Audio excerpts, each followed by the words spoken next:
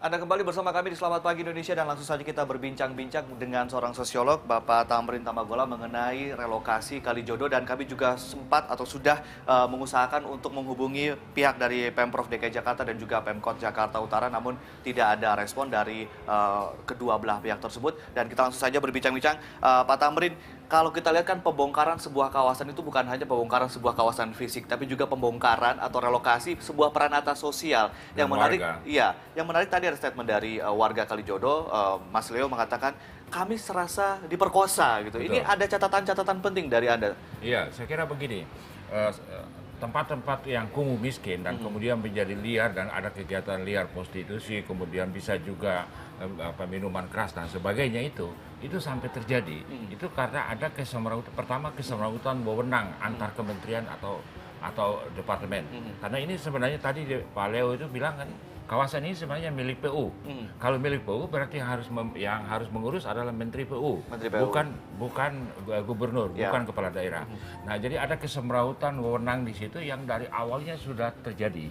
Nah, di situ juga pada saat terjadi kesemrautan sebenarnya negara tidak hadir. Nah, kemudian yang negara tidak hadir yang kedua itu adalah pada saat aparat-aparat di lapangan tingkat kelurahan, kecamatan itu dan juga aparat keamanan memungut upeti gelap dan kemudian orang-orang yang kerja di situ itu diperas gitu upetinya. Misalnya tukang parkir, kemudian orang yang jual bir yang omsetnya ratusan juta, itu juga kena palak kan, kena palak dari aparat-aparat di lapangan ini. Jadi negara di situ hadir tapi dalam bentuk yang negatif. Nah, pada saat sekarang ada rencana dari pemerintah kota Jakarta untuk membuka ruang terbuka hijau, kemudian tiba-tiba mengklaim bahwa negara harus hadir. Nah, padahal sebelumnya tidak hadir dalam artian positif begitu ya, hadir tapi dalam negatif. Ya, yaitu kesemrautan, kemudian korupnya aparat di lapangan yang minta upeti, ujuk-ujuk datang mau katanya mau bikin begitu. Nah, jadi kalau Pak Leo tadi bilang bahwa mereka merasa diperkosa, sudah betul sekali. Kalau rumusan saya itu rakyat di Kalijodo itu sudah jatuh ke timpa tangga pula. Tapi untuk harga mati sebuah penertiban di Kalijodo, Anda setuju kan? Enggak, bukan, tidak. Jadi itu pelan-pelan. Jadi jangan dulu ngomong relokasi, jangan dulu ngomong opsi, jangan dan kemudian konsepnya itu saya kira jangan penertiban karena penertiban itu satu arah dari pemerintah. Konsepnya itu harus penataan. Kalau penataan maka sekarang proses di Kalijodo ini kan sekarang buntu karena rakyat menunggu dan kemudian berjaga-jaga juga. Mereka juga siap-siap lapor ke Komnas HAM akan melalui jalur hukum dan sebagainya. Jadi kan ini sebenarnya buntu. Nah, kalau pada saat buntu begitu, pemerintah provinsi harus mulai dari titik nol. Mulai dulu ketemu warga, jangan datang dengan gaya antenar kolonial itu tempel-tempel pengumuman di tembok. Itu kan dialog dengan tembok, bukan dialog dengan pendekatan rakyat. SP1, SP2, SP3 ini bagaimana menurut Anda? Itu salah sama sekali. SP1, SP2 itu hanya bisa diterapkan dalam keadaan yang gawat. Misalnya di daerah rel kereta api. Nah, itu kan menyangkut keselamatan. Nah, itu betul. Harus ada SP1, kasih waktu 2 minggu, bongkar, kalau tidak mereka bongkar. Itu betul, tapi Kalijodo tidak dalam keadaan begitu.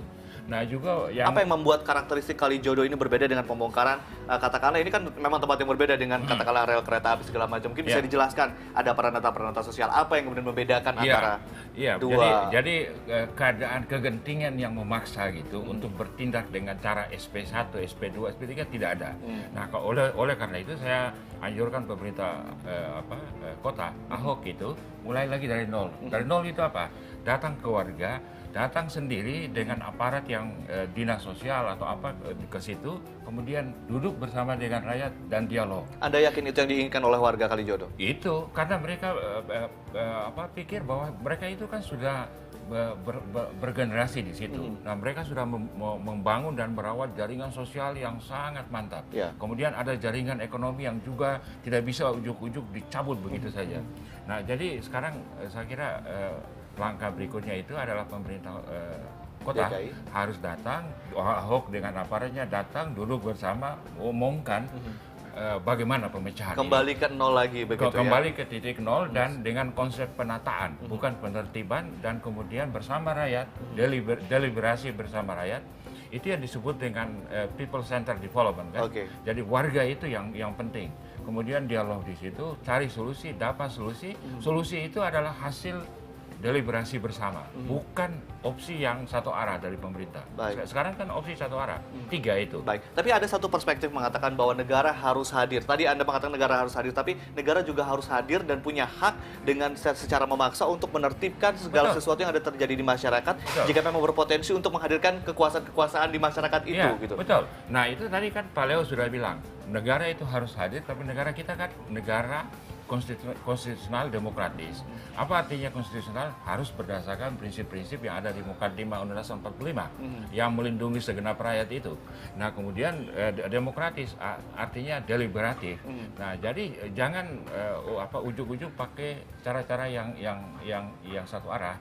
Itu yang harus yang harus dilakukan oleh pemerintah kota gitu. Nah tadi Pak Leo dengan sangat cerdas, orang ini sangat empower, dia dengan sangat cerdas mengatakan ini negara Pancasila. Coba lakukan dengan cara-cara yang Pancasilais, yaitu musyawarah dan mufakat. Kenapa kok Ahok tidak mau bermusyawarah dan mencapai permufakatan dengan warga? Kenapa? Warga itu yang memilih dia sampai dia jadi gubernur kan? Kalau Anda menyarankan harus dilakukan dialog tersebut, apakah kemudian harus diberikan time frame tertentu untuk dialog berapa lama, lalu kemudian ini kan pasti akan berkembang dan sangat rumit begitu tuntutan-tuntutannya. Sangat rumit dan sangat panjang. Di situ butuh kesabaran seorang pamong praja yang ngomong gitu. Itu dia akan butuh waktu yang sangat panjang, dan seperti juga yang dilakukan Jokowi di Solo kan juga di waktu yang sangat panjang gitu. Nah Ahok itu meneladani Jokowi lah, jangan pakai cara-cara yang kasar. Tapi kan gitu. 2017 sebentar lagi Pak. Nah itu, kalau pakai target-target, sebenarnya kalau dia menghitung 2017, sebenarnya dengan cara penertiban ini dia merugikan diri sendiri, bumerang. Karena voter yang ada di Jakarta itu kebanyakan rakyat bawah. Mereka akan tidak suka dengan seorang calon gubernur yang seperti ini, gitu. Nah, jadi kalau sebenarnya dia juga seorang politisi yang menghitung itu, lebih baik pelan-pelan. Ngomong dengan rakyat dan kemudian cari solusi bersama. Yang diinginkan adalah solusi bersama hasil deliberasi musyawarah untuk mufakat. Ya, baik. Pak Tamrin, kita juga mengenal ada istilah namanya rekayasa sosial. Sebelum kita merelokasi atau sebelum kita membongkar sebuah kawasan. Kita akan memperbincangkan hal tersebut setelah jeda yang satu ini, dan pemirsa tetaplah bersama kami di Selamat Pagi Indonesia.